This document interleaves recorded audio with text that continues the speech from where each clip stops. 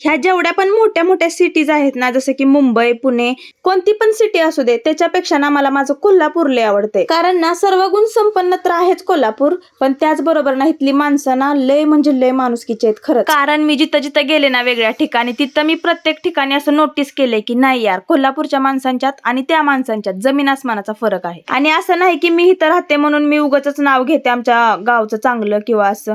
खरंच यार, राहिल्यानंतरच समजते की कोल्हापूर काय आहे. त्यातल्या त्यात ना मला सगळ्यात जास्त आवडणारी गोष्ट ती म्हणजे इथं प्रत्येकाच्या दारात ना एक तरी झाड आहेत, कशाचं पण असू दे. तसं भरपूर झाड आहेत, पण असं एक पण घर नाही की जिथे एक पण झाड नाही. आता तुम्हाला प्रश्न पडेल की हे दृश्य काय आहे आणि ही बोलते काय, तर हो, ही जी झाडं पाडायला लागलेत का नाही, त्या गोष्टीचं मला लय दुःख व्हायला लागले. कारण हेच एक कारण होतं, मला ह्या झाडांच्यामुळेच ना माझं गाव लय आवडत होतं. आणि माझ्यापेक्षा जास्त दुःख तर ना नारायणीला झालं होतं, कारण ती तर रडतच होती नुसती. काय समजत असेल ना, आणि सगळ्यांनी जर असंच प्रेम केलं असतं झाडांवर तर किती छान झालं असतं. आता नेमकं हे सगळं असं का केलं काय माहित नाही, पण बहुतेक गाड्यांचा इश्यू होता.